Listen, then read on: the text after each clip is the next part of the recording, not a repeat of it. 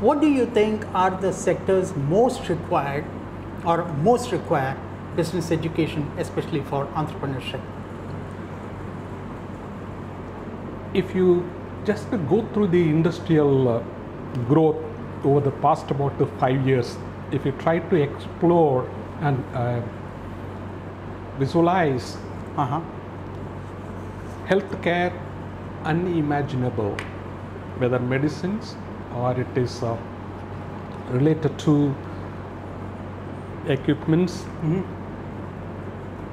Number two, financial sector is non-stoppable. The fact is in front of you. Now BSc is touching 85,000 mark. I have actually a specific question on that. Okay. Carry on. We have engineering and infrastructure. Even the FMCG, everybody is doing very well now. No company is behind. Right from ITC, Britannia, Nestle, Haldirams, Mariwala Group. Just if you go through, they may not be high profit orientation, but they're all surviving and there's a growth. Next is supply chain. This field is now capturing logistics and supply chain both together are doing pretty well. Next is the fintech. So right from engineering, basic chemicals, pharmaceuticals, handicrafts, handloom, textiles, or value added outfits, almost every field is doing well for the past about couple of years. No company I have seen going down. There may be slight amount of saturation for some time, but again it picks up more than expected. This is going to remain for further about at least 10 years. So keeping this in mind, depending on the aptitude and passion for students, any field they can select. Even since the workforce, productive workforce between the age group and age group between 15 and 45 is equivalent to American population. One major superpower's population is equivalent to only our productive workforce of India, youth. Right. So with these kinds of things, we can achieve wonders. Any field is a prosperous field. Nobody knew who was Sridhar Vembu in a small taluka place called Tenkasi. He has started Zoho and it is doing extremely well. The per capita income of that particular place has gone beyond 20%. So if every entrepreneur is thinking of their own either taluk or native place and set up something of that sort, definitely India will be prosperous. So what I mean here is, instead of all these entrepreneurs coming to metros and urban centers, it is better to go back and have a better living and generate employment for the youth. Sridhar Vembu's parents were not in business, but how is he able to build billions of dollars business? Mr. Chandran, now that you have so much of worldwide experience, when you talk about a particular taluka in Tamil Nadu and how they did it so well, how do you compare, or what do you see the future in the near term and in the long term? What kind of future do you see in entrepreneurship in India in comparison to the worldwide experience that is happening? Very good. If you see, first 13 colonies, Newfoundland, Nova Scotia, North Carolina, South Carolina, up to Texas. These 13 colonies were urban oriented, and right from Detroit, everything was in the East Coast, but somebody ventured into places like San Francisco Okay. or Silicon Valley, how they developed. Okay. Same kind of change we are expecting in India. So the entrepreneurs are not supposed to restrict their activities within urban centers. They have to spread. UP is attracting huge amount of investment now. Same way Madhya Pradesh, same way Gujarat, except Ahmedabad, Baroda or Surat to some extent, which place was growing fast. Today it is going interior parts too, Junagadh, Amreli, Savarkundla, right? So the same way in India, there should be a consistent guidance from this respective state government to go to tier 3, tier 4 cities and develop them. Naturally, any business venture. Right, sir. Mr. Chandran, now when you talk about all these bright spots, do you see any kind of shortcomings in the market? Because for quite almost a year, I've been hearing about the impending recession. Most of the big investors have been talking about it, including Mr. Warren Buffett. Now, today I guess the markets are down by more than 2.1%, essentially because of the war in, between Iran and Israel, and the age-old Russia-Ukraine war. Now everybody is talking about the impending, or rather, the obviously coming third world war. Do you see problems happening in the near term for entrepreneurship, especially if the financial situation gets really bad? I am optimistic. This is a temporary issue. Somewhere, someplace they will compromise. Even Ukraine war started long time ago. Right. It did not affect Indian market any time. Sure. It went up from 50,000 to 85,000. True. Right. So my thing is, for a businessman, is not only now, from time immemorial, business and risks, business prosperity, risks, both will be parallel.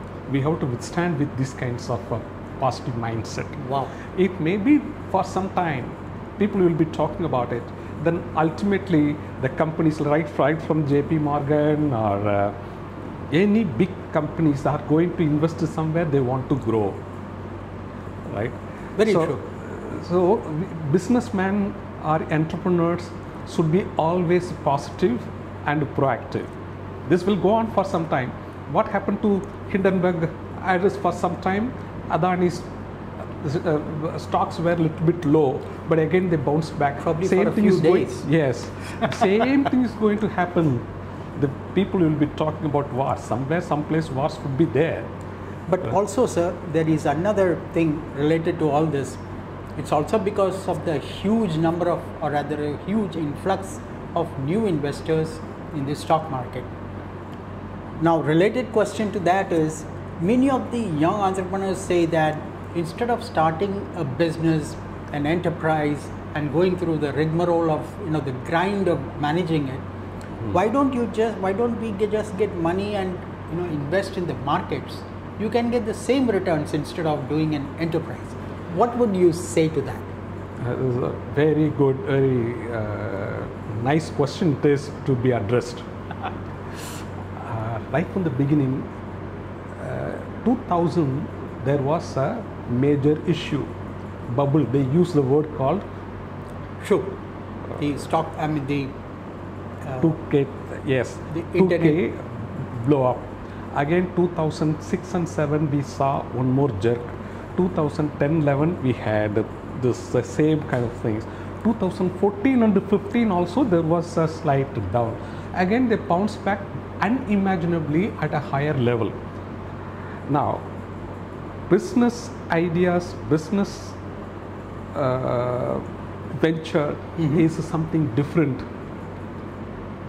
If everybody is thinking of only making money through share market, everybody must have gone, no new company would have come up. True. So startups also started. True.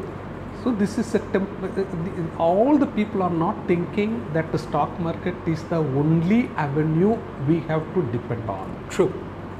The youngsters, few people may think of it, after burning their finger, they'll come back. Actually, I almost say the same thing in a different way. I always say that you should always look at your core competency. Core competency. Okay, if you are good in stock markets, go for it. But if you are good in managing your own business, don't look for things like, it's like, in middle class, the parents would tell the children that the next door neighbor is a CA, he's making a lot of money. So you also become a CA. It doesn't work like that. You look at your core competency. So business venture is different. Speculation is different. True. Very clear about it. True. Today I may make about 5,000 bucks. Tomorrow I may lose 3,000. Of course, 2,000 I am making, no doubt about it. Then ultimately it's not going to be a permanent affair. Business venture, you are having a plant, you have a warehouse, you have people to work with you. You build assets also. You are building individual asset. True. Then national asset. But share market players or these short-term greedy people need not have to be an entrepreneur. He's not considered as an entrepreneur. Entrepreneurial venture is noble. Entrepreneurs are building the nation. Just by investing little money in shares, whether futures or any method, any tool, you are not going to build national economy individually. You may lose also. Afterwards, even there are some suicides too. True. Whereas business ventures, if you see, it may grow up in a big way. I can give hundreds of examples. They started 10 years ago. Today, they are doing fabulously well. Their asset value is very, very high. So today, there is one company called Haldiram's. Individually, private equity, 63,500 crores empire builder. Nobody can point out anything because it was generated by the family, run by the family, enjoyed by the family, no outside interference or influence any way. So such kind of people are called wealth creators. So entrepreneurs are wealth creators not only for individual but for the whole nation. But share market players may be doing something speculation for some time. If they lose also, they will lose their confidence. We cannot compare. True, very true, sir. Let me also get into this issue of government policy.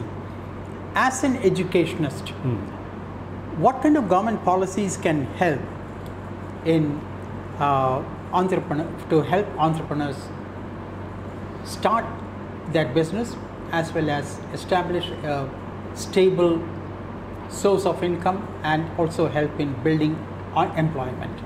I started my management education in 1980. Over the past about 44 years, I am closely watching the government policies, MRTPC, monopolist and restrictive practices, trade practices, again FERA, all FEMA. We have witnessed almost all the policy hindrances. Today, everybody is free. What Adam Smith has mentioned once, wealth of nations. India is now really practicing it. You are free to generate ideas, free to establish any venture. Atmanirbhar Bharat is an outstanding concept as far as India is concerned. It is unprecedented.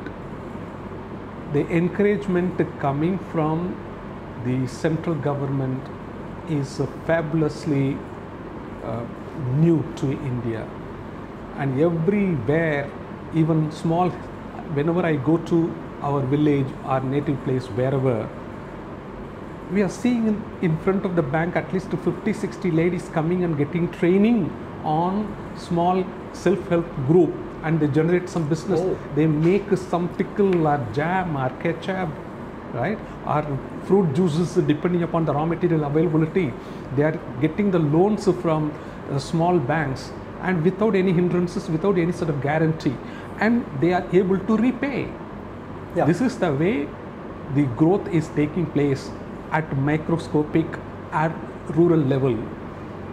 So the same kind of things are happening everywhere. I don't want to name the scheme because everybody is aware of everything, whether it is Mudra scheme or it is banks accounts opening. I don't want to repeat, but overall in a simple language, everybody is happy. Every venture is noble, and even... Sir, just to ask you about that particular topic, many entrepreneurs tell us that, for a startup, it's not a bank loan that really helps, which the government is, making very special effort to extend loans. They say that for a startup, it's the grants that should be coming, not loans, because loans would always mean an EMI, yes, or the repayment, which can become very difficult for a startup. What is your opinion on that? People are happy. They are getting even just 2 lakhs, 3 lakhs. It was great, troublesome. Guarantors are required. So much of securities were required. Now these kinds of things are not asked. So this confidence level has gone up. Even illiterate people are aware that something is available without major problems. So no, sir, but the difference is between grants and loans. Loans. They consider this as a loan only. Psychologically, they feel that it is a loan, and it is to be paid back with interest. They are aware of it, but it's available at a very, very low level. Even the difference between loans and grants are not known to large number of people. If you go and interview, and if you are a close observer of rural areas, they cannot distinguish between these two. Without any sort of security, I am getting loan from the bank. That is the thing. They're assured of it. Grant means it's almost over, whether you repay or not. But here, they are aware that it is a loan. I am taking about $1,000. I have to pay back with interest.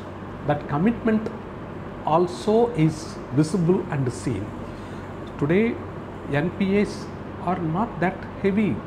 That means people genuinely feel. The entrepreneurs, even at the low level, are aware of it.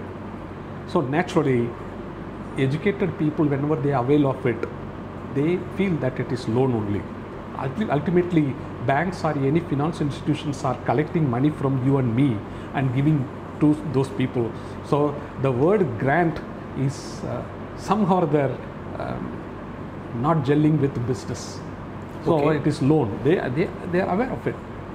So you don't feel that a loan can be an impediment to business, especially for startups? No, it is available. For startups, it is available. It is available, and large number of visits were required once upon a time, not now. They guide. Even the small banks are having proper training facilities. They guide the people to be successful. So in such kind of event, it's bound to succeed.